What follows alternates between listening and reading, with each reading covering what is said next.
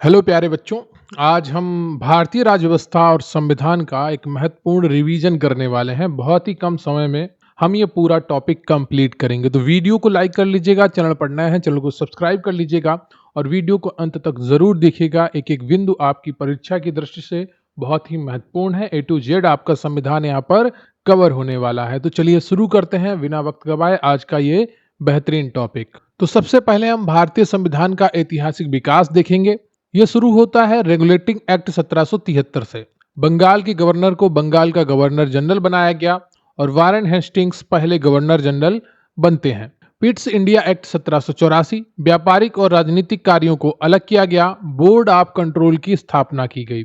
ठीक है, अगर आपसे परीक्षा में पूछा जाता है कि बोर्ड ऑफ कंट्रोल की स्थापना किस अधिनियम के तहत की गई थी, तो पिट्स इंडिया एक्ट 1784। अगला जो महत्वपूर्ण एक्ट आता है वो है चार्टर एक्ट 1833। बंगाल के गवर्नर जनरल को भारत का गवर्नर जनरल बनाया गया। लॉर्ड विलियम बेंटिक पहले भारत के गवर्नर जनरल बनते हैं। फिर आता है चार्टर एक्ट 1853। सिविल सेवाओं के लिए खुली प्रतियोगिता की शुरुआत हुई। गवर्नर जनरल के परिषद में विधायी और कार्यकारी कार्यों को अलग अलग किया गया। भारत सरकार अधिनियम 1858 भारत के शासन को अच्छा बनाने वाला अधिनियम के रूप में ये जाना जाता है। कंपनी शासन समाप्त करके क्राउन का शासन शुरू हुआ। भारत का राज्य सचिव पद सृजित किया गया। अगला जो अधिनियम है वो है भारत परिषद अधिनियम 1861। भारतीयों को कानून बनाने की प्रक्रिया में शामिल करने की शुरुआत हुई। वायसराय को अध्यादेश जारी करने की शक्ति दी गई। भारत में राष्ट्रपति और राज्यपाल के पास अध्यादेश जारी करने की शक्ति है, वो यहीं से आती है। भारतीय परिषद अधिनियम 1892 केंद्रीय और प्रांतीय विधान परिषदों में गैर सरकारी सदस्यों की संख्या बढ़ाई गई। अप्रत्यक्ष चुनाव का प्रावधान किया गया। मार्ले मिंटो सुधार 1909 मुस्लिमों के लिए सांप्रदायिक प्रतिनिधित्व की शुरुआत की गई। पृथक निर्वाचन लॉर्ड मिंटो को सांप्रदायिक निर्वाचन का जनक कहा गया। ठीक है, तो जो मार्ले मिंटो सुधार था 1909 में यह अधिनियम आया था। मुस्लिमों के लिए सांप्रदायिक प्रतिनिधित्व की शुरुआत की गई। अगला है जो अधिनियम महत्वपूर्ण वो है मॉन्टेग्यू चेम्सफोर्ड सुधार 1919। प्रांतों में द्वैध शासन प्रणाली लागू की गई। कई बार परीक्षाओं में पूछा गया है किस अधिनियम के द्वारा प्रांतों में द्वैध शासन प्रणाली लागू की गई है, तो वो है मॉन्टेग्यू चेम्सफोर्ड सुधार 1919। केंद्रीय और प्रांतीय विषयों को अलग अलग किया गया। महिलाओं को वोट देने का अधिकार दिया गया किसके द्वारा? मॉन्टेग्यू चेम्सफोर्ड सुधार 1919 के द्वारा। फिर आता है सबसे महत्वपूर्ण अधिनियम भारत सरकार अधिनियम 1935। भारत के संविधान का सबसे बड़ा स्रोत यही है। अखिल भारतीय संघ की स्थापना का प्रावधान करता है। प्रांतों में द्वैध शासन समाप्त कर दिया जाता है और केंद्र में द्वैध शासन की शुरुआत होती है। संघीय न्यायालय की स्थापना का प्रावधान किया जाता है। फिर एक महत्वपूर्ण मिशन आता है क्रिप्स मिशन 1942। द्वितीय विश्व युद्ध के बाद भारत को डोमिनियन स्टेटस देने का प्रस्ताव आता है, लेकिन और संविधान सभा के गठन का भी प्रस्ताव आता है। कैबिनेट मिशन योजना 1946 भारत में संविधान सभा के गठन का आधार बना। इसने एक संघ का प्रस्ताव रखा जिसमें ब्रिटिश भारत और रियासतें शामिल थीं। माउंटबेटन योजना 1947 आती है। भारत के विभाजन और स्वतंत्रता का अधिकार बनती है। ये 15 अगस्त 1947 को भारत को स्वतंत्रता मिल जाती है। अब हम बात करेंगे संविधान सभा की, कॉन्स्टिट्यूंट असेंबली की। गठन कैबिनेट मिशन योजना 1946 के तहत संविधान सभा का गठन होता है। कुल सदस्य होते हैं 389, 292 ब्रिटिश प्रांतों से और 93 रियासतों से, 4 मुख्य आयुक्तों के प्रांत से। पहली बैठक होती है 9 दिसंबर 1946 को। डॉक्टर सच्चिदानंद सिन्हा को अस्थायी अध्यक्ष बनाया जाता है। स्थायी अध्यक्ष बनते हैं 11 दिसंबर 1946 को। दूसरी बैठक में डॉक्टर राजेंद्र प्रसाद। उपाध्यक्ष होते हैं एच.सी. मुखर्जी और बी.टी. कृष्णमाचारी। संवैधानिक सलाहकार कौन होते हैं? बी.एन. राव होते हैं। इनका संविधान बनाने में बहुत बड़ी भूमिका रही है। उद्देश्य प्रस्ताव 13 दिसंबर 1946 को जवाहरलाल नेहरू द्वारा पेश किया जाता है, जिसे 22 जनवरी 1947 को अपनाया गया। राष्ट्रीय ध्वज अपनाया गया 22 जुलाई 1947 को। राष्ट्रगान अपनाया गया 24 जनवरी 1950 को और राष्ट्रगीत अपनाया गया 24 जनवरी 1950 को। डॉक्टर राजेंद्र प्रसाद प्रथम राष्ट्रपति चुने गए 24 जनवरी 1950 को। संविधान बनने में लगा समय 2 साल 11 महीने और 18 दिन। कई बार परीक्षाओं में पूछा गया है। संविधान कब अपनाया गया? 26 नवंबर 1949 को इसे अपनाया गया और कुछ इसके प्रावधान लागू किए गए। संविधान कब लागू हुआ? 26 जनवरी 1950 को ये लागू हुआ। इसीलिए इस दिन गणतंत्र दिवस के रूप में भी मनाया जाता है।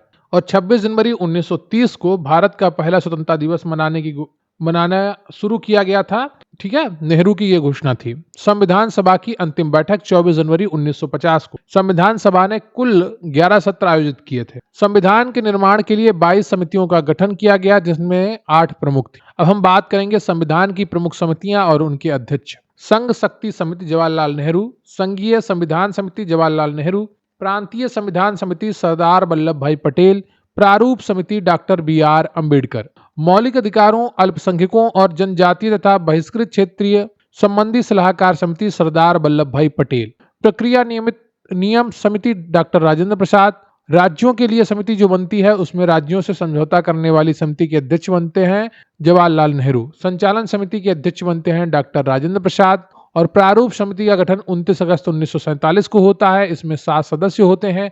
इसके अध्यक्ष डॉक्टर भीमराव अंबेडकर होते हैं, आप सभी को पता है। अब हम बात करेंगे भारतीय संविधान के स्रोतों के बारे में। बहुत ही महत्वपूर्ण टॉपिक है, कई बार परीक्षाओं में पूछा गया है। भारत सरकार अधिनियम 1935 संघीय योजना यहीं से ली गई है। राज्यपाल का कार्यालय लिया गया है। न्यायपालिका ली गई है। लोक सेवा आयोग लिया गया है। आपातकालीन प्रावधान लिए गए हैं और प्रशासनिक विवरण लिया गया है। ब्रिटेन की अगर संविधान से बात करें तो संसदीय सरकार ली गई है। कानून का शासन लिया गया है। विधायी प्रक्रिया ली गई है।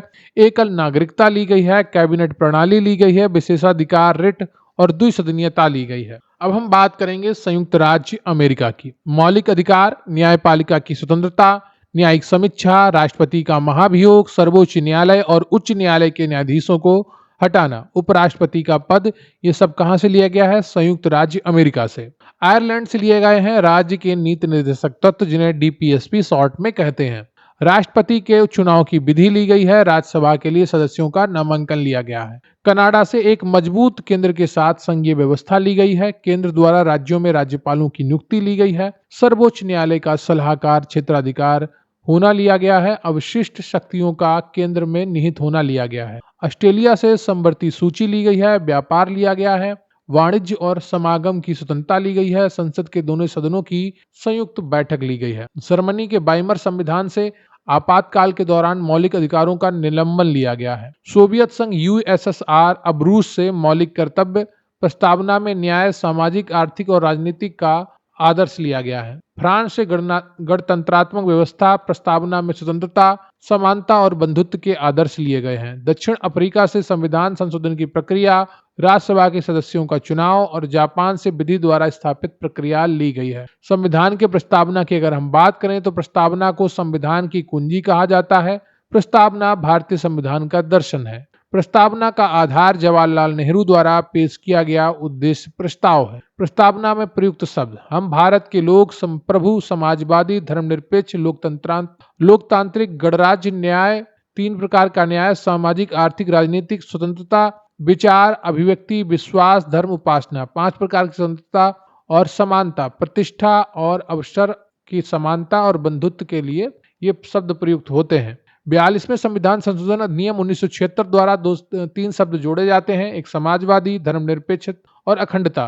प्रस्तावना गैर न्यायोचित है, यानी कि इसको लेकर संविधान कोर्ट नहीं जाया जा सकता है, यानी इसे न्यायालय में लागू नहीं किया जा सकता है। केशवानंद भारती बनाम केरल राज्य बाद 1973। सर्वोच्च न्यायालय ने कहा कि प्रस्तावना संविधान का हिस्सा है और इसमें संशोधन किया जा सकता है, लेकिन संविधान के मूल ढांचे को बदला नहीं जा सकता है। प्रस्तावना में अब तक केवल एक बार संशोधन हुआ है, वो 42वें संविधान संशोधन 1976 द्वारा। अब हम बात करेंगे भारतीय संविधान के भाग के बारे में, जो कि बहुत महत्वपूर्ण टॉपिक है। अगर ये आपको याद होते हैं, आप बहुत ही आसानी से इन सभी प्रश्नों को कर पाएंगे। मूल संविधान में टोटल 22 भाग थे। वर्तमान में गणना की दृष्टि से 25 भाग हैं, जैसे 4A, 9A, 9B, 14A, ये सब बाद में जोड़े गए हैं। भाग 1 अनुच्छेद 1 से 4 तक है, संघ और उसका राज्य क्षेत्र के बारे में बताता है। भाग 2 अनुच्छेद 5 से 11 नागरिकता के बारे में बताता है। भाग 3 अनुच्छेद 12 से 35 मौलिक अधिकार के बारे में बताता है। तो संविधान का जो भाग 4 है वो अनुच्छेद 36 से 51 तक है। इसमें राज्य के नीति निर्देशक सिद्धांतों के बारे में बताया गया है, जिसको शॉर्ट में डीपीएसपी कहते हैं। ये महत्वपूर्ण है। यहाँ पर आपका अनुच्छेद 44 है, समान नागरिक संहिता की बात करता है। बार बार परीक्षाओं में यहाँ से प्रश्न बनते हैं। अगला जो है आपका वो है 4A, वो है अनुच्छेद 51A मौलिक कर्तव्य। 42वें संविधान संशोधन 1976 द्वारा ये जोड़ा गया है।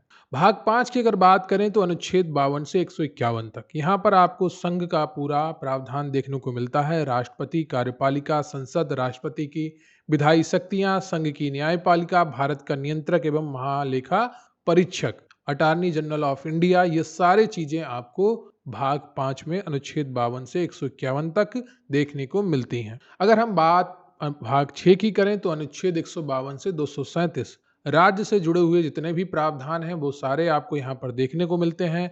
राज्य से सामान्य प्रावधान, कार्यपालिका, राज्य विधानमंडल, राज्यपाल की विधायी शक्तियां, राज्यों के उच्च न्यायालय, अधीनस्थ न्यायालय, मुख्यमंत्री, मुख्यमंत्री का मंत्रिमंडल, तो ये सारी चीजें आपको भाग 6 में देखने को मिलती हैं।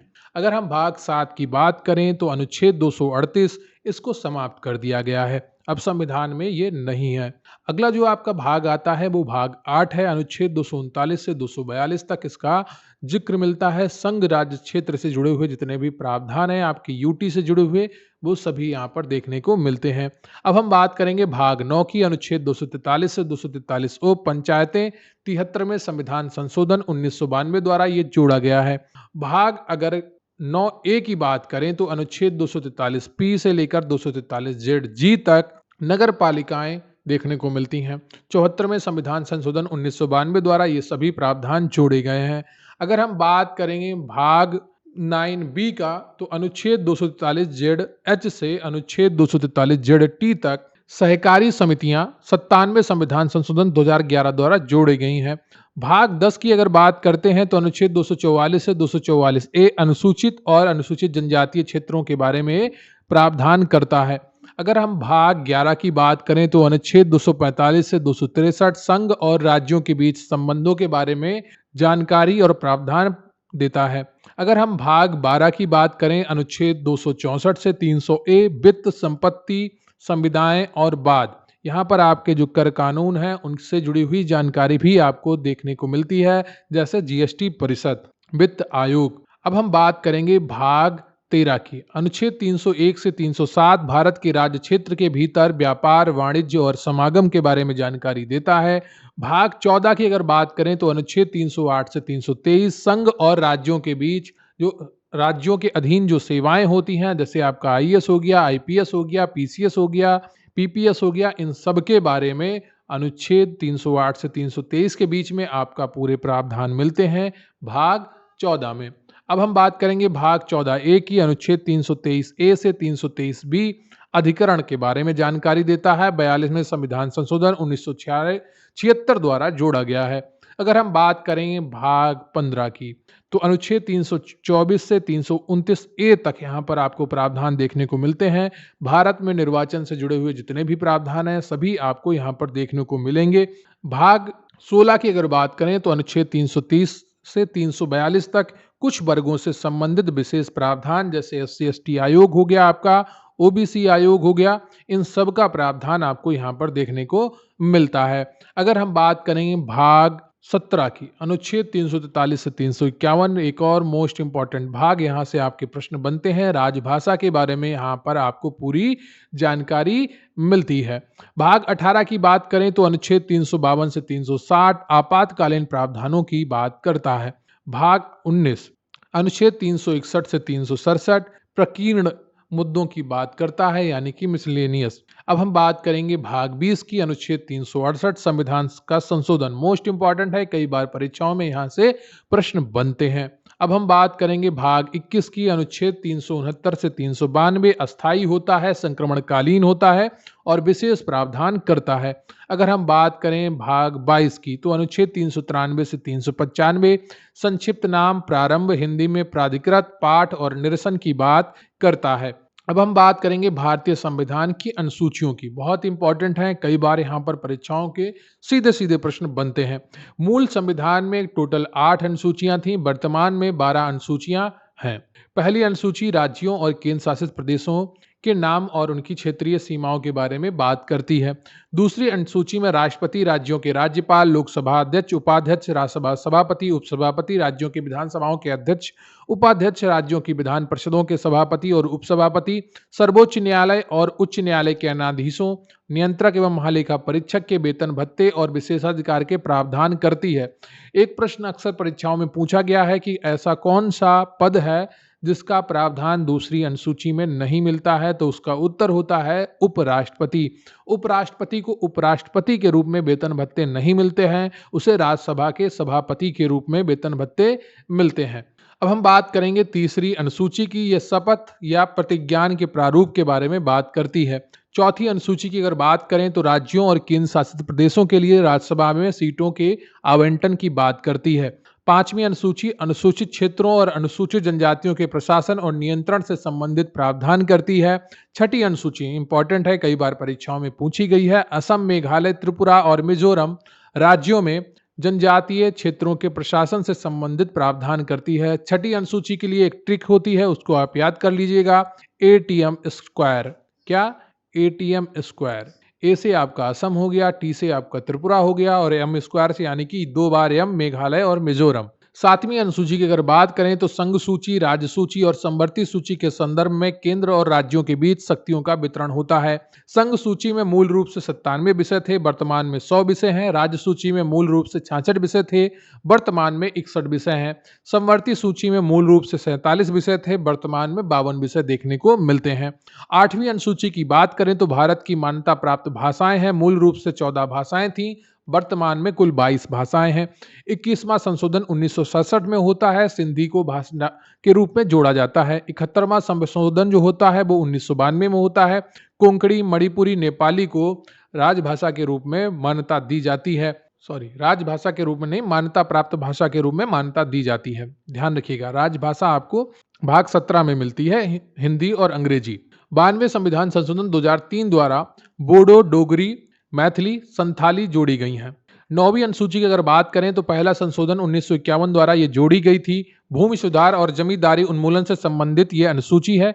अधिनियम और विनियम को ये संरक्षण प्रदान करती है। न्यायिक समीक्षा में बचाव के लिए इसे जोड़ा गया था, लेकिन अब ये न्यायिक समीक्षा के दायरे में है। अगर हम 10वीं अनुसूची की बात करें तो ये 52वें संविधान संशोधन 1985 द्वारा जोड़ी गई है। दल बदल के आधार पर अयोग्यता से संबंधित प्रावधान करती है। इसे दल बदल विरोधी कानून के रूप में भी जाना जाता है। 11वीं अनुसूची की अगर बात करें तो 73वें संविधान संशोधन 1992 द्वारा जोड़ी गई है। पंचायतों की शक्तियां, अधिकार और जिम्मेदारियों की बात करती है। इसमें आपको 29 विषय मिलते हैं पंचायती राज से जुड़े हुए। अगर हम 12वीं अनुसूची की बात करें तो 74वें संविधान संशोधन 1992 द्वारा ये जोड़ी गई है। नगर पालिकाओं की शक्तियां, अधिकार और जिम्मेदारियों की बात करती है। उनसे जुड़े हुए 18 विषय इसमें सम्मिलित हैं। अब हमारा अगला टॉपिक है नागरिकता। वीडियो को लाइक कर लीजिएगा, चैनल पर नए हैं चैनल को सब्सक्राइब कर लीजिएगा और बिल्कुल जोश के साथ, एनर्जी के साथ वीडियो को अंत तक जरूर देखिए। पूरा संविधान से जुड़ा हुआ जितना भी आपका टॉपिक है वो पूरा कंप्लीट हो जाएगा आज की इस वीडियो में।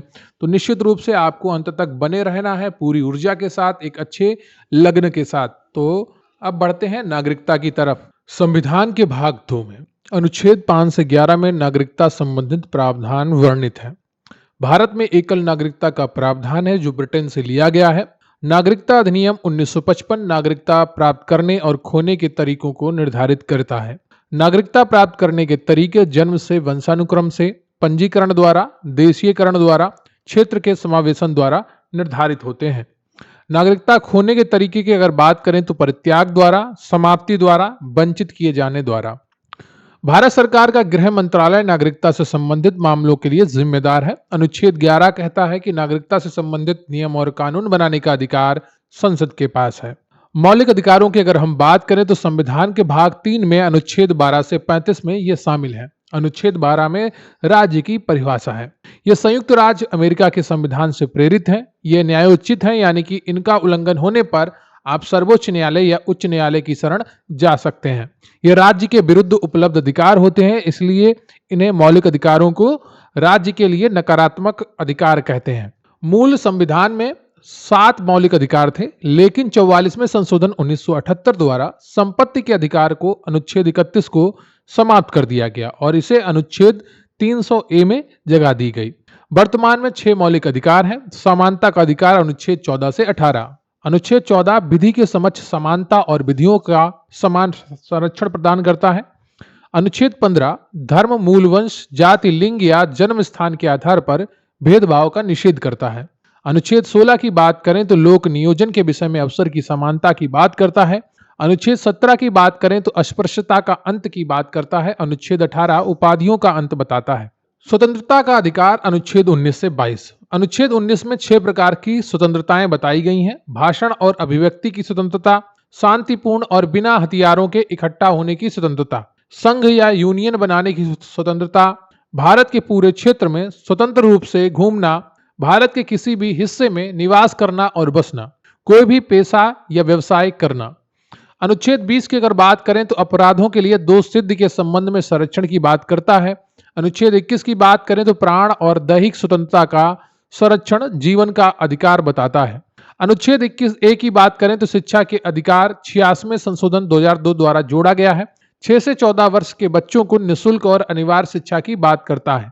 अनुच्छेद 22 कुछ मामलों में गिरफ्तारी और हिरासत से संरक्षण प्रदान करता है। शोषण के विरुद्ध अधिकार अनुच्छेद 23 से 24। अनुच्छेद 23 में बताया गया है कि मानव दुर्व्यापार और बलात्श्रम निषेध है। अनुच्छेद 24 में बताया गया है कारखानों आदि में बच्चों के नियोजन पर प्रतिबंध है। बच्चों की आयु यहाँ पर 14 वर्ष से कम मानी गई है। अब हम बात करेंगे धर्म की स्वतंत्रता का अधिकार अनुच्छेद 25 से 28। अनुच्छेद 25 अंतःकरण की और धर्म के अबाध रूप से मान्य आचरण और प्रचार करने की स्वतंत्रता। अनुच्छेद 26 बताता है कि धार्मिक कार्यों के प्रबंधन की स्वतंत्रता। अनुच्छेद 27 बताता है कि किसी विशेष धर्म के संवर्धन के लिए करों के भुगतान से स्वतंत्रता। अनुच्छेद 28 बताता है कुछ शिक्षण संस्थानों में धार्मिक शिक्षा या धार्मिक उपासना में उपस्थित होने की स्वतंत्रता। संस्कृति और शिक्षा संबंधी अधिकार अनुच्छेद 29 से 30 में आते हैं। अनुच्छेद 29 बताता है कि अल्पसंख्यकों के हितों का संरक्षण भाषा, लिपि और संस्कृति के आधार पर। अनुच्छेद 30 बताता है कि अल्पसंख्यकों को शिक्षा संस्थान की स्थापना और प्रशासन का अधिकार है। संवैधानिक उपचारों का अधिकार अनुच्छेद 32। अनुच्छेद 32 बताता है कि मौलिक अधिकारों के प्रवर्तन के लिए सर्वोच्च न्यायालय में जाने का अधिकार। Doctor B R. अम्बेडकर ने अनुच्छेद 32 को संविधान की आत्मा और हृदय कहा है। अनुच्छेद 32 के तहत सर्वोच्च न्यायालय 5 प्रकार की रिट जारी करता है: बंदी प्रत्यक्षीकरण, परमादेश, प्रतिषेध, उत्प्रेषण और अधिकार प्रेक्षा। अनुच्छेद 33 में सशस्त्र बलों आदि के सदस्यों के मौलिक अधिकारों को संशोधित करने की संसद की शक्ति। जो सेना होती है, अर्धसैनिक बल हो या पूर्ण सेना हो, सभी को जो मौलिक अधिकार हैं वो संसद के अधीन आते हैं। संसद जैसे नियम और कानून बनाएगी वैसे ही उनके अधिकार होंगे। अनुच्छेद 34 मार्शल लॉ लागू होने पर मौलिक अधिकारों पर प्रतिबंध। अनुच्छेद 35 मौलिक अधिकारों को लागू करने के लिए कानून बनाने की संसद की शक्ति। राष्ट्रीय आपातकाल अनुच्छेद 352 के दौरान। अनुच्छेद 20 और 21 कभी भी निलंबित नहीं होते हैं। अनुच्छेद 19 केवल युद्ध या बाहरी आक्रमण के आधार पर घोषित आपातकाल के दौरान निलंबित होता है, सशस्त्र विद्रोह के आधार पर नहीं। अब हम बात करेंगे राज्य के नीति निर्देशक सिद्धांतों की।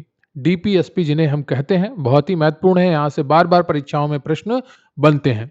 संविधान के भाग 4 में अनुच्छेद 36 से 51 तक ये शामिल है। अनुच्छेद 36 में राज्य की परिभाषा बताई गई है।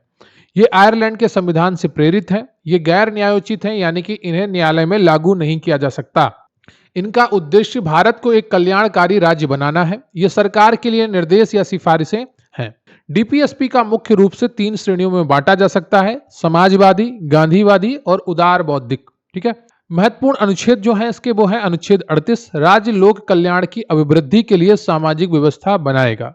अनुच्छेद 39 कहता है राज्य द्वारा अनुसरणीय कुछ नीति सिद्धांत पुरुषों और महिलाओं के लिए समान काम के लिए समान वेतन, धन के समान वितरण आदि का लक्ष्य रखते हैं। अनुच्छेद 39A समान न्याय और निःशुल्क विधिक सहायता 42वें संशोधन 1976 द्वारा जोड़ा गया है। अनुच्छेद 40 कहता है कि ग्राम पंचायतों का संगठन। अनुच्छेद 41 कहता है काम, शिक्षा और सार्वजनिक सहायता का अधिकार। अनुच्छेद 42 कहता है काम की न्याय संगत और मानवीय दशाएं तथा मातृत्व राहत। अनुच्छेद 43 कहता है कि कर्मचारियों के लिए निर्वाह मजदूरी आदि। अनुच्छेद 43A कहता है कि उद्योगों के प्रबंधन में श्रमिकों की भागीदारी। 42वां संविधान संशोधन 1976 द्वारा ये जोड़ा गया है। अनुच्छेद 44 की अगर बात करें तो नागरिकों के लिए समान नागरिक संहिता की ये बात करता है, यूनिफॉर्म सिविल कोड यूसीसी। अनुच्छेद 45 की अगर बात करें तो बच्चों के लिए निःशुल्क और अनिवार्य शिक्षा का प्रावधान करता है। मूल रूप से 14 वर्ष तक, अब 6 वर्ष से कम आयु के बच्चों की प्रारंभिक बाल्यावस्था देखभाल 86वां संविधान संशोधन 2002 द्वारा बदला गया। अब बात करेंगे अनुच्छेद 46 की, जहां पर अनुसूचित जातियों, अनुसूचित जनजातियों और अन्य कमजोर वर्गों के शैक्षिक और आर्थिक हितों का बढ़ावा देना, ये अनुच्छेद 46 से नीति निर्देशक तत्व है।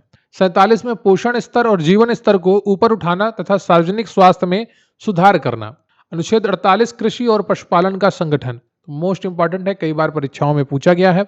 48 से पर्यावरण का संरक्षण और सुधार तथा वनों और वन्य जीवों की रक्षा 42वां संविधान संशोधन 1976 द्वारा जोड़ा गया था, यह भी इंपॉर्टेंट है। अनुच्छेद 49 राष्ट्रीय महत्व के स्मारकों और स्थानों तथा वस्तुओं का संरक्षण करना।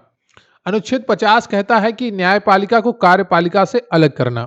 अनुच्छेद 51 कहता है कि अंतरराष्ट्रीय शांति और सुरक्षा को बढ़ावा देना। अब हम बात करेंगे मौलिक कर्तव्यों की, यानी कि फंडामेंटल ड्यूटीज की। संविधान के भाग 4A अनुच्छेद 51A में ये शामिल है। जब संविधान लागू हुआ तब ये नहीं थे। ये सोवियत संघ यूएसएसआर के संविधान से प्रेरित हैं। इन्हें स्वर्ण सिंह समिति की सिफारिशों पर 42वें संविधान संशोधन अधिनियम 1976 द्वारा जोड़ा गया है। प्रारंभ में 10 मौलिक कर्तव्य थे। 86वां संविधान संशोधन अधिनियम 2002 द्वारा 11वां मौलिक कर्तव्य जोड़ा गया। ये गैर न्यायोचित है। 11वां मौलिक कर्तव्य क्या है? तो 11 जो मौलिक कर्तव्य हैं वो क्या है? पहला है कि संविधान का पालन करें और उसके आदर्शों, संस्थाओं, राष्ट्रध्वज और राष्ट्रगान का सम्मान करें। स्वतंत्रता के लिए हमारे राष्ट्रीय आंदोलन को प्रेरित करने वाले उच्च आदर्शों को हृदय में संजोए रखें और उनका पालन करें। भारत की संप्रभुता, एकता और अखंडता की रक्षा करें और उसे अक्षुण्ण बना के रखें। देश की रक्षा करें और आह्वान किए जाने पर राष्ट्र की सेवा करें।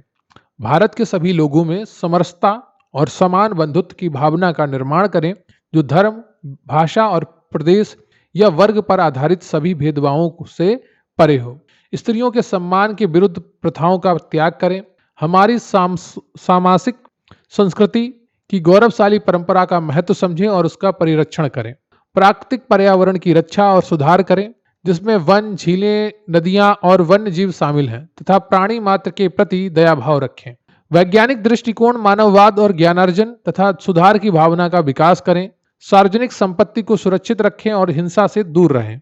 व्यक्तिगत और सामूहिक गतिविधि के सभी क्षेत्रों में उत्कृष्टता की ओर बढ़ने का सतत प्रयास करें, जिससे राष्ट्र निरंतर प्रगति के उच्च स्तरों को छू सके। जो 11वां कर्तव्य जोड़ा गया है वो है माता पिता या संरक्षक द्वारा 6 से 14 वर्ष के बच्चों को शिक्षा का अवसर प्रदान करना। 86वां संविधान संशोधन 2002 द्वारा जोड़ा गया है। अब हम बात करेंगे राष्ट्रपति। मोस्ट इंपॉर्टेंट टॉपिक है, बहुत प्रश्न बनते हैं यहाँ से।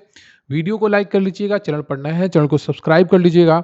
अगर अभी तक आप इस क्लास में बने हुए हैं तो अंत तक बने रहने का पूरा जोश बनाकर रखिए, पूरी ऊर्जा बनाकर रखिए, क्योंकि ये क्लास बहुत कुछ आपको देने वाली है और यहाँ से आप पूरी तैयारी के साथ जाएंगे। भारत का राष्ट्रपति राज्य का प्रमुख होता है। वह भारत का प्रथम नागरिक होता है। संविधान के भाग 5 में अनुच्छेद 52 से 78 में राष्ट्रपति और उपराष्ट्रपति से संबंधित प्रावधान है। अनुच्छेद 52 भारत का एक राष्ट्रपति होगा की बात करता है। अनुच्छेद 53 संघ की कार्यकारी शक्ति राष्ट्रपति में निहित होगी बताता है। अगर चुनाव की बात करें तो राष्ट्रपति का चुनाव अप्रत्यक्ष रूप से एक निर्वाचक मंडल द्वारा किया जाता है, जिसमें शामिल होते हैं संसद के दोनों सदनों के निर्वाचित सदस्य, ध्यान रखिएगा निर्वाचित, राज्यों की विधानसभाओं के निर्वाचित सदस्य, दिल्ली और पुदुचेरी केंद्र शासित प्रदेशों की विधानसभाओं के निर्वाचित सदस्य 69वें संशोधन 1991 द्वारा जोड़े गए थे।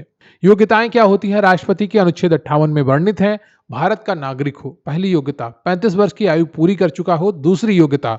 लोकसभा सदस्य चुने जाने योग्य हो, तीसरी योग्यता। और चौथी योग्यता है कि लाभ के पद पर ना हो। कार्यकाल 5 वर्ष होता है और वह पुनर्चुनाव के लिए पात्र होता है, यानी कि चाहे जितने बार उसे चुना जा सकता है, अधिकतम कोई आयु नहीं होती है। शपथ अनुच्छेद 60 के अनुसार सर्वोच्च न्यायालय के मुख्य न्यायाधीश या उनकी अनुपस्थिति में वरिष्ठतम न्यायाधीश द्वारा शपथ दिलाई जाती है। त्यागपत्र ये अपना उपराष्ट्रपति को संबोधित करता है। महाभियोग अनुच्छेद 61 संविधान के उल्लंघन के आधार पर संसद के किसी भी सदन द्वारा महाभियोग चलाया जा सकता है। यह एक अर्ध न्यायिक प्रक्रिया है।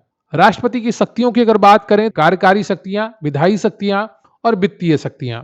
कार्यकारी शक्तियों में प्रधानमंत्री, मंत्रिपरिषद, महान्यायवादी, कैग, मुख्य चुनाव आयुक्त, राज्यपालों आदि की नियुक्ति आती है। विधायी शक्तियों में संसद का सत्र आहूत करना, सत्रावसान करना, लोकसभा भंग करना, संयुक्त बैठक बुलाना अनुच्छेद 108 के तहत, अध्यादेश जारी करना अनुच्छेद 123, विधेयकों पर वीटो शक्तियां जैसे पूर्ण, निलंबनकारी, पॉकेट वीटो। वित्तीय शक्तियों की अगर बात करें तो धन विधेयक राष्ट्रपति की पूर्व अनुमति से ही पेश किया जाता है। न्यायिक शक्तियों की अगर बात करें तो सर्वोच्च न्यायालय और उच्च न्यायालय के न्यायाधीशों की नियुक्ति, क्षमादान की शक्ति अनुच्छेद 72 में वर्णित है। सैन्य शक्तियां भी हैं। भारतीय सशस्त्र बलों का सर्वोच्च कमांडर होता है। आपातकालीन शक्तियां होती हैं। राष्ट्रीय आपातकाल अनुच्छेद 352, राज्य आपातकाल या राष्ट्रपति शासन अनुच्छेद 356, वित्तीय आपातकाल अनुच्छेद 360। अब हम बात करेंगे उपराष्ट्रपति की। Vice president of India. Bharat का उपराष्ट्रपति देश का दूसरा सबसे बड़ा पद है। अनुच्छेद 63 में भारत का एक राष्ट्रपति होगा वर्णित है। चुनाव निर्वाचक मंडल द्वारा किया जाता है, जिसमें संसद के दोनों सदनों के सभी सदस्य निर्वाचित और मनोनीत शामिल होते हैं। योग्यताओं की अगर बात करें तो अनुच्छेद 66 में वर्णित है। भारत का नागरिक हो, 35 वर्ष की आयु पूरी कर चुका हो, राज्यसभा सदस्य चुने जाने योग्य हो और लाभ के पद पर ना हो। कार्यकाल 5 वर्ष होता है। राष्ट्रपति द्वारा इनको शपथ दिलाई जाती है या राष्ट्रपति द्वारा नियुक्त किसी व्यक्ति द्वारा। त्यागपत्र राष्ट्रपति को संबोधित करता है। उपराष्ट्रपति राज्यसभा का पदेन सभापति होता है, अनुच्छेद 64 में वर्णित है। जब राष्ट्रपति का पद रिक्त हो तो उपराष्ट्रपति कार्यवाहक राष्ट्रपति के रूप में कार्य करता है, अधिकतम 6 महीने के लिए। अब हम बात करेंगे प्रधानमंत्री और मंत्रिपरिषद के बारे में। अनुच्छेद 74, राष्ट्रपति को सहायता और सलाह देने के लिए एक मंत्रिपरिषद होगी जिसका प्रमुख प्रधानमंत्री होगा। अनुच्छेद 75 बताता है कि प्रधानमंत्री की नियुक्ति राष्ट्रपति द्वारा की जाएगी। अन्य मंत्रियों की नियुक्ति राष्ट्रपति द्वारा प्रधानमंत्री की सलाह पर की जाएगी। अब हम बात करेंगे मंत्रिपरिषद की सामूहिक जिम्मेदारी की। मंत्रिपरिषद लोकसभा के प्रति सामूहिक रूप से जिम्मेदार होती है। अनुच्छेद 75(3) बताता है। मंत्रियों की व्यक्तिगत जिम्मेदारी। मंत्री राष्ट्रपति के प्रसाद पर्यंत पद धारण करते हैं। अनुच्छेद 75(2) मंत्रिपरिषद में कैबिनेट मंत्री, राज्य मंत्री और उप मंत्री शामिल होते हैं। कैबिनेट की अगर बात करें तो यह मंत्रिपरिषद का छोटा समूह होता है और नीति निर्माण में महत्वपूर्ण भूमिका निभाता है। 91वां संशोधन अधिनियम 2003। मंत्रिपरिषद में प्रधानमंत्री सहित मंत्रियों की कुल संख्या लोकसभा की कुल सदस्य संख्या का 15% से अधिक नहीं होगी। अब हम बात करेंगे संसद की यानी कि पार्लियामेंट की। भारतीय संसद में राष्ट्रपति, लोकसभा और राज्यसभा शामिल होते हैं। 3 स्तंभ होते हैं भारतीय संसद के। एक राष्ट्रपति होता है, दूसरा लोकसभा और तीसरा राज्यसभा। अनुच्छेद 79 में संसद का वर्णन मिलता है। Lok Sabha house of the people या लोअर हाउस कहा जाता है, निम्न सदन कहा जाता है, या लोगों का सदन कहा जाता है। अधिकतम सदस्यों की संख्या 550 है, मूल रूप से 552। 104 में संशोधन द्वारा 2019 द्वारा एंग्लो इंडियन सदस्यों का नामांकन समाप्त कर दिया गया। वर्तमान में सदस्य संख्या 543 है। सदस्यों का चुनाव सीधे जनता द्वारा वयस्क मताधिकार के आधार पर होता है। कार्यकाल 5 वर्ष होता है, लेकिन राष्ट्रपति द्वारा प्रधानमंत्री की सलाह पर इसे पहले भी भंग किया जा सकता है। अध्यक्ष और उपाध्यक्ष लोकसभा सदस्यों में से चुने जाते हैं। धन विधेयक केवल लोकसभा में पेश किया जाता है। अविश्वास प्रस्ताव केवल लोकसभा में लाया जा सकता है। 79 में संसद का वर्णन मिलता है। 80 में आपका राज्यसभा का और 81 में लोकसभा का। राज्यसभा की अगर बात करें तो ये काउंसिल ऑफ स्टेट्स या अपर हाउस कहलाती है, राज्यों का परिषद या उच्च सदन। यह एक स्थायी सदन होता है और इसे भंग नहीं किया जा सकता। अधिकतम सदस्य संख्या 250 है, लेकिन वर्तमान में सदस्य संख्या 245 है। सदस्यों का चुनाव राज्य विधानसभाओं के निर्वाचित सदस्यों द्वारा अनुपातिक प्रतिनिधित्व प्रणाली के अनुसार एकल संक्रमणीय मत द्वारा होता है। राष्ट्रपति द्वारा मनोनीत सदस्य 12 सदस्य कला, साहित्य, विज्ञान और समाज सेवा में विशेष ज्ञान या व्यवहारिक अनुभव वाले होते हैं। कार्यकाल की अगर बात करें तो सदस्यों का कार्यकाल 6 वर्ष होता है और 1/3 सदस्य प्रत्येक 2 वर्ष में सेवानिवृत्त होते हैं। सभापति की अगर बात करें तो उपराष्ट्रपति राज्यसभा का पदेन सभापति होता है। उपसभापति राज्यसभा सदस्यों में से चुना जाता है। अनुच्छेद 249 की अगर बात करें तो राज्यसभा को राज्य सूची के विषय पर कानून बनाने के लिए संसद को अधिकृत करने का विशेष शक्ति होती है। अनुच्छेद 312 नई अखिल भारतीय सेवाओं के निर्माण के लिए संसद को अधिकृत करने की विशेष शक्ति राज्यसभा के पास होती है। संयुक्त बैठक की अगर बात करें तो अनुच्छेद 108 के तहत राष्ट्रपति बुला सकता है जब किसी साधारण विधेयक पर दोनों सदनों के बीच में गतिरोध हो। संयुक्त बैठक की अध्यक्षता लोकसभा अध्यक्ष करता है। अब तक कुल 3 बार ये संयुक्त बैठक बुलाई गई है। एक बार दहेज निषेध विधेयक 1961 पर, बैंकिंग सेवा आयोग निरसन विधेयक 1978 और आतंकवाद निरोधक विधेयक पोटा 2002। अब हम बात करेंगे अध्यादेश की, ऑर्डिनेंस की। अनुच्छेद 123 के तहत राष्ट्रपति को संसद के अवकाश काल में अध्यादेश जारी करने की शक्ति प्राप्त है। अध्यादेश की शक्ति संसद द्वारा बनाए गए कानून के समान होती है। अध्यादेश को संसद की अगली बैठक के 6 सप्ताह के भीतर अनुमोदित होना चाहिए, अन्यथा वह निष्प्रभावी हो जाएगा। ठीक है, तो 6 सप्ताह के भीतर अनुमोदित हो गया तो ठीक है, नहीं तो वह निष्प्रभावी हो जाएगा। अब हम बात करेंगे सर्वोच्च न्यायालय की, यानी कि सुप्रीम कोर्ट ऑफ इंडिया की। भारतीय न्यायपालिका एकीकृत है। सर्वोच्च न्यायालय भारत में न्यायपालिका का शीर्ष निकाय है। अनुच्छेद 124 कहता है कि सर्वोच्च न्यायालय की स्थापना और संरचना क्या होगी। वर्तमान में सर्वोच्च न्यायालय में एक मुख्य न्यायाधीश और 33 अन्य न्यायाधीश होते हैं, कुल 34। मुख्य न्यायाधीश और अन्य न्यायाधीशों की नियुक्ति राष्ट्रपति द्वारा की जाती है। न्यायाधीशों का कार्यकाल 65 वर्ष की आयु तक होता है। न्यायाधीशों को हटाने की प्रक्रिया महाभियोग के समान संसद के दोनों सदनों द्वारा पारित प्रस्ताव से पूरी की जाती है। मूल क्षेत्राधिकार, केंद्र और राज्यों के बीच या विभिन्न राज्यों के बीच विवादों का निपटारा करना, यह सुप्रीम कोर्ट ऑफ इंडिया का मूल क्षेत्राधिकार है। रिट क्षेत्राधिकार, अनुच्छेद 32 के तहत मौलिक अधिकारों के प्रवर्तन के लिए 5 प्रकार की रिट जारी कर सकता है। अपीलीय क्षेत्राधिकार होता है, यानी कि संवैधानिक, सिविल और आपराधिक मामलों में उच्च न्यायालयों के फैसलों के खिलाफ अपील सुनता है। सलाहकार क्षेत्राधिकार, अनुच्छेद 143 के तहत राष्ट्रपति किसी कानून या सार्वजनिक महत्व के विषय पर या मामले पर सर्वोच्च न्यायालय से सलाह ले सकता है, लेकिन इस सलाह को मानने के लिए राष्ट्रपति बाध्य नहीं होता है। सर्वोच्च न्यायालय एक अभिलेखीय न्यायालय होता है, ऐसा अनुच्छेद 129 में वर्णित है। इसके फैसले मिसाल या उदाहरण के तौर पर दर्ज होते हैं।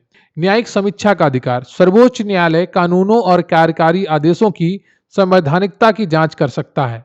अब हम बात करेंगे उच्च न्यायालय यानी कि हाई कोर्ट की। अनुच्छेद 214, प्रत्येक राज्य के लिए एक उच्च न्यायालय होगा। संसद कानून द्वारा 2 या 2 से अधिक राज्यों के लिए या एक राज्य और एक केंद्र शासित प्रदेश के लिए एक ही उच्च न्यायालय स्थापित कर सकती है, अनुच्छेद 231 में बताया गया है। वर्तमान में भारत में 25 उच्च न्यायालय हैं। न्यायाधीशों की नियुक्ति राष्ट्रपति द्वारा भारत के मुख्य न्यायाधीश और संबंधित राज्य के राज्यपाल के परामर्श से होती है। न्यायाधीशों का कार्यकाल 62 वर्ष की आयु तक है। उच्च न्यायालय भी मौलिक अधिकारों के प्रवर्तन के लिए रिट जारी कर सकते हैं। अनुच्छेद 226 की अगर बात की जाए, इनका रिट क्षेत्राधिकार सर्वोच्च न्यायालय से अधिक व्यापक है। उच्च न्यायालय भी अभिलेखीय न्यायालय है, अनुच्छेद 215 बताता है। अब हम बात करेंगे केंद्र राज्य संबंध के बारे में। बहुत ही इंपॉर्टेंट टॉपिक है, यहां से भी आपके प्रश्न बार बार बनते हैं। वीडियो को लाइक कर लीजिएगा, चैनल पर नए हैं चैनल को सब्सक्राइब कर लीजिएगा और वीडियो को अंत तक जरूर देखिएगा। आप सभी का सहयोग, आप सभी का प्यार ही हमारा मोटिवेशन है ये बेहतरीन कंटेंट बनाने के लिए, तो इसको बनाकर रखिए। संविधान में केंद्र और राज्यों के बीच संबंधों को 3 भागों में बांटा गया है। विधायी संबंध, भाग 11, अनुच्छेद 245 से 255, संसद और राज्य विधानमंडलों की कानून बनाने की शक्तियां। 7वीं अनुसूची में 3 सूचियां, संघ सूची, राज्य सूची और समवर्ती सूची। प्रशासनिक संबंध, भाग 11, अनुच्छेद 256 से 263, कार्यकारी शक्तियों का विभाजन की बात करता है। वित्तीय संबंध, भाग 12, अनुच्छेद 268 से 293, कर शक्तियों का विभाजन, अनुदान, ऋण आदि की बात करता है। अनुच्छेद 262, अंतरराज्यीय नदी विवादों का निपटारा संसद द्वारा बताता है। जो नदी विवाद होते हैं राज्यों के बीच में, उनके निपटारे के नियम कानून संसद द्वारा बनाए जा सकते हैं। अनुच्छेद 263, अंतरराज्यीय परिषद की स्थापना राष्ट्रपति द्वारा की जाती है।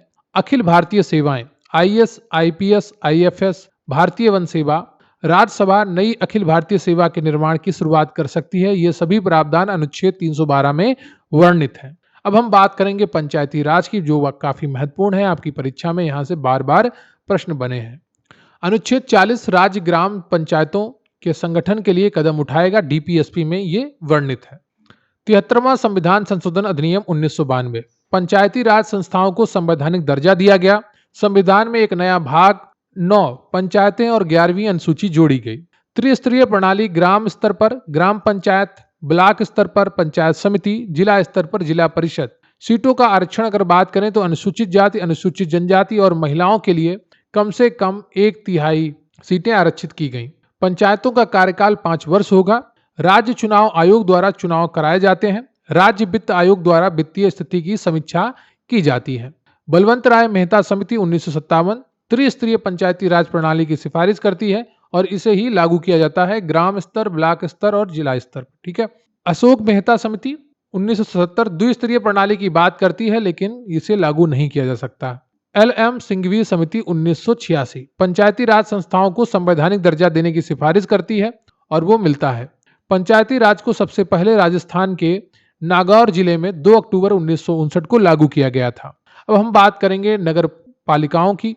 74वें संविधान संशोधन अधिनियम 1992 द्वारा शहरी स्थानीय निकायों को संवैधानिक दर्जा दिया गया।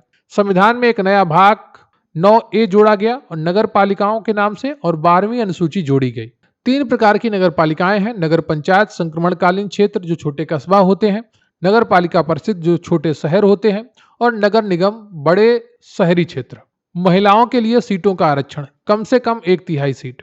नगर पालिकाओं का कार्यकाल 5 वर्ष होता है। राज्य चुनाव आयोग और राज्य वित्त आयोग की भूमिका पंचायतों के समान होती है।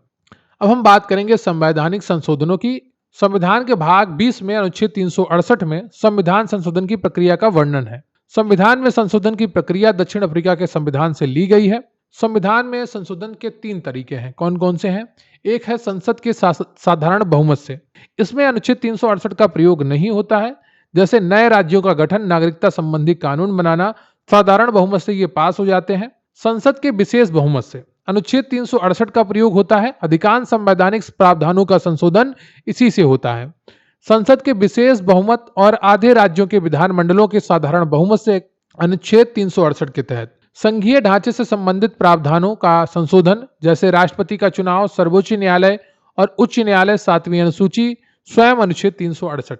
अगर इन सब में संशोधन करना है तो विशेष बहुमत तो चाहिए ही, साथ में आधे से अधिक राज्यों का विधानमंडलों के साधारण बहुमत चाहिए। संविधान संशोधन विधेयक किसी भी सदन में, लोकसभा या राज्यसभा, पेश किया जा सकता है। संविधान संशोधन विधेयक पर राष्ट्रपति को अपनी सहमति देनी होती है। 24वां संशोधन 1971 द्वारा अनिवार्य किया गया। वह ना तो विधेयक को रोक सकते हैं और ना ही पुनर्विचार के लिए वापस भेज सकते हैं। अब हम बात करेंगे सबसे महत्वपूर्ण संशोधन की। पहला संशोधन 1951, 9वीं अनुसूची जोड़ी गई। 7वां संशोधन 1956, राज्यों का भाषाई पुनर्गठन होता है। 42वां संशोधन 1976, जिसे मिनी संविधान कहा जाता है। प्रस्तावना में समाजवादी, धर्मनिरपेक्ष और अखंडता जैसे शब्द जोड़े गए। मौलिक कर्तव्य जोड़े गए। भाग 4A में राष्ट्रपति को कैबिनेट की सलाह मानने के लिए बाध्य किया गया। लोकसभा और राज्य विधानसभाओं का कार्यकाल 5 से बढ़ाकर 6 किया गया, लेकिन बाद में 44वें संविधान संशोधन द्वारा 5 वर्ष से 6 से घटाकर 5 कर दिया गया। अब हम बात करेंगे 44वें संविधान संशोधन 1978 के द्वारा। संपत्ति के अधिकार को मौलिक अधिकार से हटाकर कानूनी अधिकार बनाया गया। ये कानूनी अधिकार अनुच्छेद 300A में वर्णित है। राष्ट्रीय आपातकाल के लिए आंतरिक अशांति शब्द के स्थान पर सशस्त्र विद्रोह शब्द जोड़ा गया। राष्ट्रपति को कैबिनेट की सलाह को एक बार पुनर्विचार के लिए वापस भेजने की शक्ति दी गई। अब हम बात करते हैं 52वें संविधान संशोधन 1985 के, जिसमें 10वीं अनुसूची जोड़ी गई। दल बदल विरोधी कानून। 61वां संशोधन जो आता है वो 1989 में आता है। मतदान की आयु 21 वर्ष से घटाकर 18 वर्ष की गई। अभी हाल में ही ब्रिटेन में मतदान की आयु 18 से घटाकर 16 की गई है। 73वां संशोधन 1992 पंचायती राज संस्थाओं को संवैधानिक दर्जा प्रदान करता है। भाग 9 और 11वीं अनुसूची में वर्णित है। 74वां संविधान संशोधन 1992 शहरी स्थानीय निकायों को संवैधानिक दर्जा देता है और भाग 9A और 12वीं अनुसूची में यह वर्णित है और इनको जोड़ा गया है 74वें संविधान संशोधन द्वारा। 86वां संशोधन 2002 अनुच्छेद 21A शिक्षा का अधिकार जोड़ा गया और 11वां मौलिक कर्तव्य जोड़ा गया। 97 संशोधन 2011 सहकारी समितियों को संवैधानिक दर्जा। भाग 9B। 101वां संशोधन 2016 वस्तु एवं सेवा कर GST लागू किया गया। 102 संशोधन 2018 राष्ट्रीय पिछड़ा वर्ग आयोग NCBC को संवैधानिक दर्जा दिया गया। 103वां संशोधन 2019 आर्थिक रूप से कमजोर वर्गों EWS के लिए अधिकतम 10% आरक्षण का प्रावधान किया गया। 104वां संशोधन 2019 लोकसभा और राज्य विधानसभाओं में SC/ST के लिए सीटों का आरक्षण को 10 साल के लिए बढ़ाया गया और एंग्लो इंडियन के लिए सीटों का आरक्षण समाप्त किया गया। इसके अलावा 106वां संशोधन है वो नारी शक्ति बंधन अधिनियम है, जिसमें महिलाओं को 33% आरक्षण दिया गया 1/3। अब हम बात करेंगे आपातकालीन प्रावधानों के बारे में। वीडियो को लाइक कर लीजिएगा, चैनल पर नए हैं चैनल को सब्सक्राइब कर लीजिएगा। बहुत ही महत्वपूर्ण क्लास है और बहुत ही कम समय में सब कुछ आपका रिवीजन हो जाएगा। संविधान के भाग 18 में अनुच्छेद 352 से 360 में शामिल है। ये प्रावधान जर्मनी के वाइमर संविधान से प्रेरित है। 3 प्रकार के आपातकाल होते हैं। एक होता है राष्ट्रीय आपातकाल अनुच्छेद 352 में युद्ध, बाहरी आक्रमण या सशस्त्र विद्रोह के कारण राष्ट्रपति द्वारा कैबिनेट की लिखित सलाह पर घोषित होता है। संसद के दोनों सदनों द्वारा 1 महीने के भीतर अनुमोदित होना चाहिए। एक बार में 6 महीने के लिए लगाया जाता है और असीमित समय तक बढ़ाया जा सकता है, प्रत्येक 6 महीने पर संसदीय अनुमोदन से। मौलिक अधिकारों पर प्रभाव अनुच्छेद 20 और 21 कभी निलंबित नहीं होते हैं। अनुच्छेद 19 केवल युद्ध या बाहरी आक्रमण के आधार पर घोषित आपातकाल के दौरान निलंबित होते हैं। अब तक 3 बार लगाया गया है। 1962 में भारत चीन युद्ध के दौरान, 1971 भारत पाक युद्ध के दौरान और 1975 आंतरिक अशांति के आधार पर। राज्य आपातकाल राष्ट्रपति शासन अनुच्छेद 356 राज्य में संवैधानिक मशीनरी की विफलता के कारण ये लगाए जाते हैं। राज्यपाल की रिपोर्ट पर या स्वयं राष्ट्रपति के द्वारा संसद के दोनों सदनों द्वारा 2 महीने के भीतर अनुमोदित होना चाहिए। अधिकतम 3 वर्ष के लिए लगाया जा सकता है। प्रत्येक 6 महीने पर संसदीय अनुमोदन चाहिए होता है। सबसे अधिक बार केरल और उत्तर प्रदेश में लगाया गया है। वित्तीय आपातकाल की बात करें तो अनुच्छेद 360 भारत या उसके किसी हिस्से की वित्तीय स्थिरता या साख को खतरा हो तो क्या लगाया जाता है? वित्तीय आपातकाल अनुच्छेद 360 लगाया जाता है। अभी तक ये भारत में कभी लागू नहीं हुआ है। संसद के दोनों सदनों द्वारा 2 महीने के भीतर अनुमोदित होना होता है। एक बार अनुमोदन होने के बाद अनिश्चित काल तक जारी रहता है और जब तक कि इसे रद्द ना किया जाए। अब हम बात करते हैं संवैधानिक निकाय की। निर्वाचन आयोग अनुच्छेद 324 लोकसभा, राज्यसभा, राज्य विधानसभाओं, राष्ट्रपति और उपराष्ट्रपति के चुनावों का अधीक्षण, निर्देशन और नियंत्रण करता है।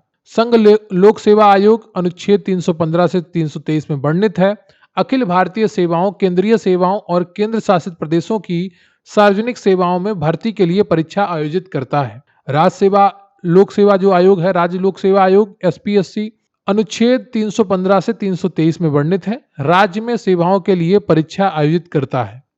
वित्त आयोग अनुच्छेद 280 राष्ट्रपति द्वारा हर 5 साल में गठित होता है। केंद्र और राज्यों के बीच राजस्व के वितरण पर सिफारिशें करता है। कमेंट बॉक्स में बताइएगा कि वर्तमान में वित्त आयोग के अध्यक्ष कौन है। राष्ट्रीय अनुसूचित जाति आयोग एनसीएससी अनुच्छेद 338 में वर्णित है। अनुसूचित जातियों के हितों की सुरक्षा के लिए।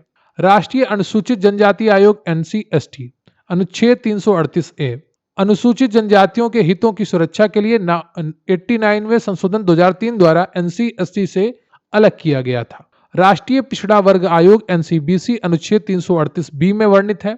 सामाजिक और शैक्षिक रूप से पिछड़े वर्गों की शिकायतों की जांच और उनके कल्याण के लिए 102वां संविधान संशोधन 2018 द्वारा संवैधानिक दर्जा दिया गया। भारत के नियंत्रक एवं महालेखा परीक्षक कैग अनुच्छेद 148 सार्वजनिक वित्त का मुख्य संरक्षक सरकार के सभी खर्चों का लेखा परीक्षण करता है। लोक वित्त का अभिभावक कहा जाता है। भारत का महान्यायवादी अटॉर्नी जनरल ऑफ इंडिया अनुच्छेद 76 भारत सरकार का मुख्य कानूनी सलाहकार है और सर्वोच्च न्यायालय में सरकार का प्रमुख वकील है। राष्ट्रपति द्वारा नियुक्त होता है। अब हम बात करेंगे राज्य का महाधिवक्ता की अनुच्छेद 165 राज्य सरकार का मुख्य कानूनी सलाहकार है।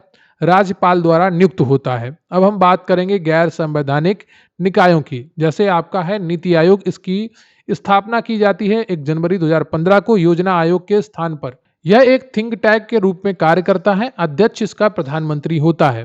राष्ट्रीय मानवाधिकार आयोग एनएचआरसी मानवाधिकार संरक्षण अधिनियम 1993 के तहत स्थापित होता है। राज्य मानवाधिकार आयोग एसएचआरसी राज्यों में मानवाधिकार संरक्षण अधिनियम 1993 के तहत स्थापित होता है। केंद्रीय सूचना आयोग सीआईसी सूचना का अधिकार अधिनियम 2005 के तहत स्थापित होता है। केंद्रीय सतर्कता आयोग सीवीसी भ्रष्टाचार रोकने के लिए संथानम समिति की सिफारिश पर स्थापित। केंद्रीय अन्वेषण ब्यूरो सीबीआई दिल्ली विशेष पुलिस स्थापना अधिनियम 1946 से शक्ति प्राप्त करता है। राष्ट्रीय आपदा प्रबंधन प्राधिकरण एनडीएमए आपदा प्रबंधन अधिनियम 2005 के तहत स्थापित। अब हम बात करेंगे कुछ अन्य महत्वपूर्ण तथ्यों के बारे में। Other important facts. भारत में संसदीय प्रणाली ब्रिटिश मॉडल पर आधारित है। भारत का संविधान लिखित और सबसे लंबा संविधान है। संविधान कठोरता और लचीलेपन का मिश्रण है।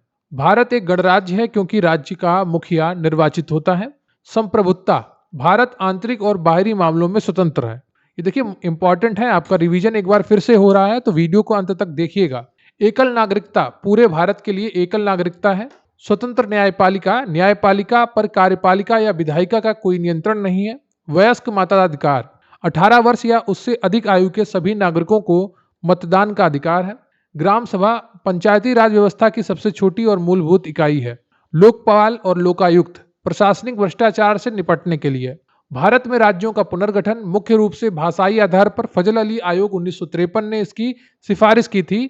आंध्र प्रदेश पहला भाषाई राज्य 1953 में बना था। दल बदल विरोधी कानून, सांसदों विधायकों को एक पार्टी से दूसरी पार्टी में जाने से रोकने के लिए।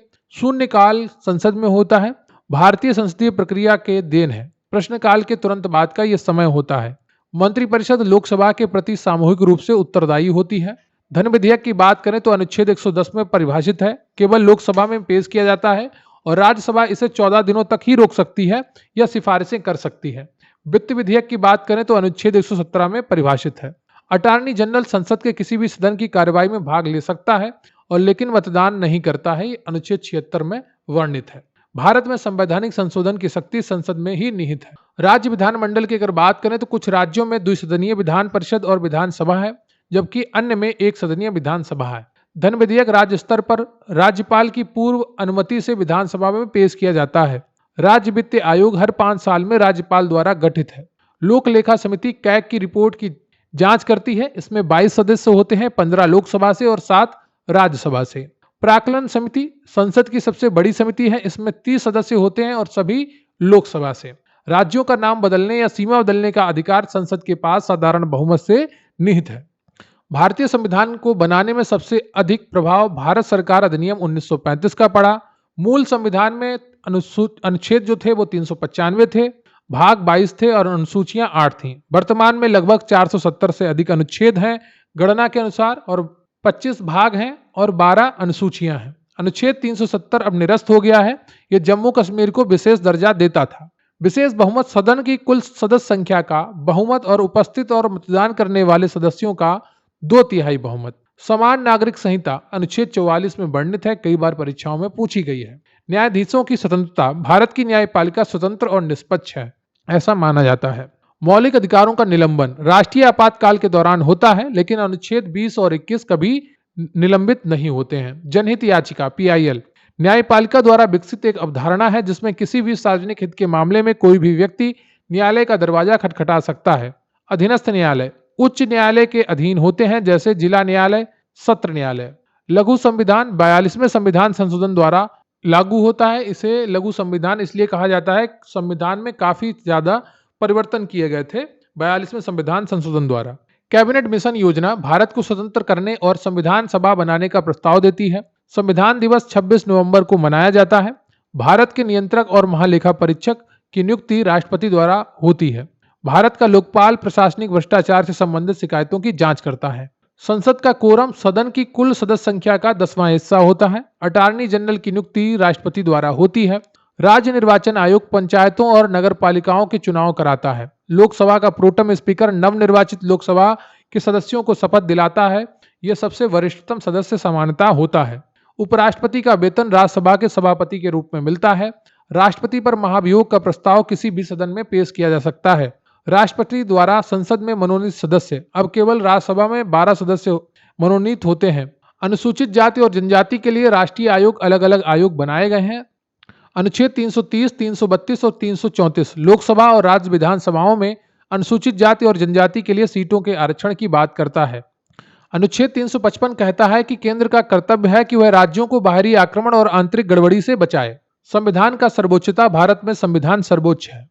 विशेष अनुमति याचिका सर्वोच्च न्यायालय को किसी भी न्यायालय या न्यायाधिकरण के फैसले के खिलाफ अपील सुनने का विशेष शक्ति है। अनुच्छेद 136 राज्य पुनर्गठन अधिनियम 1956 भारत में राज्यों के भाषाई पुनर्गठन का मार्ग प्रशस्त करता है। संवैधानिक संशोधन के लिए संयुक्त बैठक नहीं हो सकती है।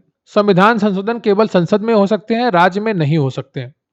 संसद का सत्र वर्ष में कम से कम 2 बार आयोजित होगा। अंतरराष्ट्रीय संधियों को लागू करने के लिए संसद की शक्ति अनुच्छेद 253 के तहत निहित है। ग्राम न्यायालय अधिनियम 2008 ग्राम न्यायालयों की स्थापना के लिए। सूचना का अधिकार अधिनियम 2005 नागरिकों को सरकारी रिकॉर्ड तक पहुंच का अधिकार। राष्ट्रीय राजधानी क्षेत्र दिल्ली 69वें संविधान संशोधन 1991 द्वारा दिल्ली को राष्ट्रीय राजधानी क्षेत्र का विशेष दर्जा दिया गया और विधानसभा प्रदान की गई। राष्ट्रीय मानवाधिकार आयोग का अध्यक्ष सर्वोच्च न्यायालय के सेवानिवृत्त मुख्य न्यायाधीश या न्यायाधीश होते हैं। कैग जो है अपनी रिपोर्ट राष्ट्रपति के समक्ष प्रस्तुत करता है और राष्ट्रपति इसे संसद के समक्ष रखवाता है। अटॉर्नी जनरल को हटाने की प्रक्रिया संविधान में कोई निश्चित प्रक्रिया नहीं है, राष्ट्रपति के प्रसाद पर्यंत पद धारण करता है। राज्यपाल द्वारा अध्यादेश जारी करने का जो अधिकार है वो अनुच्छेद 213 में वर्णित है। राज्य विधानमंडल के अवकाश काल में यह जारी कर सकता है। अध्यादेश का अधिकतम जीवन काल 6 महीने और 6 सप्ताह होता है। राज्यसभा के सभापति का चुनाव उपराष्ट्रपति के रूप में चुने जाने के कारण होता है। राज्यसभा के सदस्यों का चुनाव एकल संक्रमणीय मत के माध्यम से अनुपातिक प्रतिनिधित्व प्रणाली द्वारा होता है। अनुच्छेद 161 राज्यपाल की क्षमादान की शक्ति की बात करता है। अनुच्छेद 163 राज्यपाल को सलाह और सहायता देने के लिए मंत्रिपरिषद की बात करता है। अनुच्छेद 164 मुख्यमंत्री की नियुक्ति राज्यपाल द्वारा करने का प्रावधान करता है। राज्य विधानमंडल में धन विधेयक राज्यपाल की पूर्व अनुमति से विधानसभा में पेश होते हैं। भारत में राज्यों का गठन, नए राज्यों का गठन या मौजूदा राज्यों की सीमाओं में परिवर्तन, नाम में परिवर्तन संसद के साधारण बहुमत से संभव है। भारतीय संघीय व्यवस्था की प्रकृति एकात्मक विशेषताओं के साथ संघीय है। भारतीय संघवाद सहकारी संघवाद है और अवशिष्ट शक्तियां संसद में निहित है। अंतरराज्य जल विवाद हो तो संसद द्वारा कानून बनाकर निपटारा किया जा सकता है। पंथ निरपेक्षता, भारत सभी धर्मों को समान मानता है और राज्य का कोई धर्म नहीं है। राष्ट्रीय न्यायिक नियुक्ति आयोग 99 संविधान संशोधन द्वारा स्थापित किया गया, लेकिन सर्वोच्च न्यायालय द्वारा असंवैधानिक घोषित किया गया। अनुच्छेद 301 संपत्ति के अधिकार की बात करता है, जो कि एक कानूनी अधिकार है। आपातकाल की घोषणा के लिए संसदीय अनुमोदन, राष्ट्रीय आपातकाल में 1 माह, राष्ट्रपति शासन वित्तीय आपातकाल में 2 माह। संविधान के किस भाग में संघ राज्य क्षेत्र है? भाग 8 में। अनुच्छेद 265 बताता है कानून के अधिकार के बिना कोई कर नहीं लगाया जा सकता। भारत में सबसे पुराना उच्च न्यायालय कलकत्ता उच्च न्यायालय है, जिसकी स्थापना 1862 में होती है। भारत में राष्ट्रपति का चुनाव एकल संक्रमणीय मत प्रणाली द्वारा अनुपातिक प्रतिनिधित्व से होता है और ग्राम पंचायतों का चुनाव राज्य चुनाव आयोग द्वारा होता है। राज्य चुनाव आयोग की नियुक्ति राज्यपाल द्वारा होती है। अनुच्छेद 72 राष्ट्रपति की क्षमादान की शक्ति की बात करता है। अनुच्छेद 169 राज्यों में विधान परिषदों का उत्साधन या सृजन की बात करता है। भारतीय संविधान में संशोधन अनुच्छेद 368 के तहत होता है। संविधान में संशोधन की कठोरता इसलिए है क्योंकि विशेष बहुमत की आवश्यकता है और लचीलापन इसलिए है कि कुछ प्रावधानों को साधारण बहुमत से भी पास किया जा सकता है। संघीय न्यायालय भारत सरकार अधिनियम 1935 के द्वारा स्थापित है। Supreme court of India. अनुच्छेद 112 वार्षिक वित्तीय विवरण की बात करता है। अनुच्छेद 148 भारत के नियंत्रक और महालेखा परीक्षक की बात करता है। अनुच्छेद 226 उच्च न्यायालय की रिट जारी करने की शक्ति की बात करता है। अनुच्छेद 323A और 323B प्रशासनिक अधिकरण की बात करता है। अनुच्छेद 324 निर्वाचन आयोग। अनुच्छेद 330 लोकसभा में SC/ST के लिए सीटों का आरक्षण। अनुच्छेद 332 राज्य विधानसभाओं में SC और ST के लिए सीटों का आरक्षण। अनुच्छेद 335 सेवाओं और पदों के लिए SC और ST के दावे। अनुच्छेद 343 संघ की राजभाषा हिंदी देवनागरी लिपि में। अनुच्छेद 350 भाषाई अल्पसंख्यक समूहों के लिए प्राथमिक स्तर पर मातृभाषा में शिक्षा की सुविधा। अनुच्छेद 350B भाषाई अल्पसंख्यकों के लिए विशेष अधिकार। अनुच्छेद 351 हिंदी भाषा के विकास के लिए निर्देश। पंचायतों के चुनाव लड़ने की न्यूनतम आयु 21 वर्ष। लोकसभा सदस्य बनने की न्यूनतम आयु 25 वर्ष। राज्यसभा सदस्य बनने की न्यूनतम आयु 30 वर्ष। मुख्यमंत्री बनने की न्यूनतम आयु 25 वर्ष अगर विधानसभा से हैं। प्रधानमंत्री बनने की न्यूनतम आयु 25 वर्ष यदि लोकसभा सदस्य हैं। राज्यपाल बनने की न्यूनतम आयु 35 वर्ष। विधानसभा सदस्य बनने की न्यूनतम आयु 25 वर्ष और विधान परिषद सदस्य बनने की न्यूनतम आयु 30 वर्ष। संविधान सभा की अंतिम बैठक 24 जनवरी 1950 को हुई। भारत का सर्वोच्च कानून भारत का संविधान है। संविधान के किस अनुच्छेद में विधि द्वारा स्थापित प्रक्रिया है? अनुच्छेद 21 जापान से प्रेरित। विधि का शासन ब्रिटेन से प्रेरित। भारतीय संविधान के शिल्पकार डॉक्टर BR अम्बेडकर माने जाते हैं। संविधान सभा में रियासतों के प्रतिनिधि शुरुआत में शामिल नहीं हुए थे, लेकिन बाद में हो गए थे। स्वतंत्रता के बाद पहले भारतीय गवर्नर जनरल C राजगोपालाचारी हैं। पहले प्रधानमंत्री जवाहरलाल नेहरू। पहले राष्ट्रपति डॉक्टर राजेंद्र प्रसाद। प्रस्तावना में न्याय 3 प्रकार के बताए गए हैं, सामाजिक, आर्थिक और राजनीतिक। प्रस्तावना में स्वतंत्रता 5 प्रकार की बताई गई है, विचार, अभिव्यक्ति, विश्वास, धर्म और उपासना। प्रस्तावना में समानता 2 प्रकार की बताई गई है, प्रतिष्ठा और अवसर। प्रारूप समिति के अध्यक्ष डॉक्टर बी.आर. अंबेडकर होते हैं। भारत एक गणतंत्र है, इसका अर्थ है कि राज्य का जो मुखिया है वो वंशानुगत नहीं है, उसका चुनाव होता है, वो निर्वाचित होता है भारत का राष्ट्रपति। भारतीय संविधान का भाग 2 किससे संबंधित है? नागरिकता। अनुच्छेद 1 कहता है कि भारत अर्थात भारत राज्यों का संघ होगा। इंडिया दैट इज भारत, है ना, इससे शुरू होता है। अनुच्छेद 3 नए राज्यों का निर्माण और मौजूदा राज्यों के क्षेत्रों, सीमाओं या नामों में परिवर्तन। अनुच्छेद 13 कहता है कि मौलिक अधिकारों के साथ असंगत कानूनों को शून्य घोषित करना। अनुच्छेद 15 3, 4, 5 कहता है कि महिलाओं, बच्चों और पिछड़े वर्गों के लिए विशेष प्रावधान। अनुच्छेद 16 4 कहता है कि पिछड़े वर्गों के लिए आरक्षण। अनुच्छेद 21 कहता है कि गरिमा के साथ जीवन जीने का अधिकार शामिल है। अनुच्छेद 226 उच्च न्यायालयों को रिट जारी करने की शक्ति देता है, जो मौलिक अधिकारों के अलावा अन्य कानूनी अधिकारों के लिए भी है। अनुच्छेद 301 कानूनी अधिकार के रूप में संपत्ति का अधिकार बताता है। भारत में न्यायिक सर्वोच्चता अमेरिकी सर्वोच्च न्यायालय की तरह पूर्ण नहीं है, संवैधानिक संशोधनों द्वारा सीमित है। राष्ट्रपति द्वारा संसद के सदनों को संबोधित करना प्रत्येक आम चुनाव के बाद और पहले सत्र और प्रत्येक वर्ष के पहले सत्र में। अविश्वास प्रस्ताव मंत्रिपरिषद के विरुद्ध लोकसभा में यदि पारित हो जाता है तो सरकार गिर जाती है। धन विधेयक पर राज्यसभा की शक्तियां केवल सिफारिश कर सकती है, रोक नहीं सकती। संविधान के किस अनुच्छेद के तहत सर्वोच्च न्यायालय का अभिलेखीय न्यायालय है? अनुच्छेद 129। संविधान के किस अनुच्छेद के तहत उच्च न्यायालय का अभिलेखीय न्यायालय है? अनुच्छेद 215। नियंत्रक एवं महालेखा परीक्षक कैग का मुख्य कार्य है सार्वजनिक धन का संरक्षक के रूप में। राष्ट्रीय आपातकाल में अनुच्छेद 353 का महत्व है कि केंद्र को राज्य सूची के विषयों पर कानून बनाने की शक्ति है। राष्ट्रपति शासन के दौरान राज्य सूची के विषयों पर कानून कौन बनाता है? संसद बनाती है। अटॉर्नी जनरल की योग्यता सर्वोच्च न्यायालय के न्यायाधीश बनने के योग्य व्यक्ति। राज्य के महाधिवक्ता की योग्यता उच्च न्यायालय के न्यायाधीश बनने के योग्य व्यक्ति। भारत की संप्रभुता किसमें निहित है? भारत की जनता में। भारतीय संविधान को उधार का थैला क्यों कहा जाता है? क्योंकि इसके कई प्रावधान विभिन्न देशों के संविधानों से लिए गए हैं। संविधान की मूल संरचना का सिद्धांत केशवानंद भारतीयवाद 1973 द्वारा प्रतिपादित है। संसद की सर्वोच्चता भारतीय संदर्भ में सीमित है। भारतीय राज्य व्यवस्था की प्रकृति लोकतांत्रिक गणराज्य है। राष्ट्रपति का अध्यादेश जारी करने का कारण जब संसद सत्र में ना हो और तत्काल कानून की आवश्यकता हो। न्यायिक पुनरावलोकन का अर्थ न्यायालयों द्वारा कानूनों और कार्यकारी आदेशों की संवैधानिकता की जांच करना। प्रोटेम स्पीकर का कार्य नवनिर्वाचित सदस्यों को शपथ दिलाना। अनुच्छेद 105 संसद के सदस्यों के विशेषाधिकार की बात करता है। अनुच्छेद 194 राज्य विधानमंडलों के सदस्यों के विशेषाधिकार की बात करता है। राष्ट्रपति का वीटो अधिकार, किसी विधेयक को कानून बनने से रोकने की शक्ति। संसद में प्रश्नकाल प्रत्येक संसदीय बैठक का पहला घंटा। साधारण बहुमत, उपस्थित और मतदान करने वाले सदस्यों का 50% से अधिक। पंचायतों और नगर पालिकाओं के चुनाव कराने की जिम्मेदारी राज्य चुनाव आयोग की होती है। संविधान में कितनी बार संशोधन किया गया है? तो 106 बार फरवरी 2024 तक। सबसे नवीनतम संविधान संशोधन 106 है, जिसको नारी शक्ति बंधन अधिनियम कहा गया 2023 में। लोकसभा और राज्य विधानसभाओं में महिलाओं के लिए 33% आरक्षण का प्रावधान करता है। तो ये आपका कंप्लीट होता है भारतीय संविधान का बहुत ही विधिवत और बहुत ही अच्छा रिवीजन। उम्मीद करता हूं आपको ये पूरी क्लास पसंद आई होगी। अगर आप क्लास नोट्स एट इज प्राप्त करना चाहते हैं जैसे मैंने पढ़ाए हैं, तो आप स्क्रीन पर दिख रहे व्हाट्सएप नंबर पर मैसेज कर सकते हैं और आपको बहुत ही सरलता से ये सभी नोट्स मिल जाएंगे। मिलते हैं फिर किसी वीडियो में, तब तक के लिए जय हिंद, जय भारत। कमेंट बॉक्स में आपको ये क्लास कैसी लगी, आपका विचार कैसा है क्लास के बारे में, आप किस एग्जाम की तैयारी कर रहे हैं, जरूर लिखिएगा। मुझे आपके कमेंट्स का इंतजार रहेगा।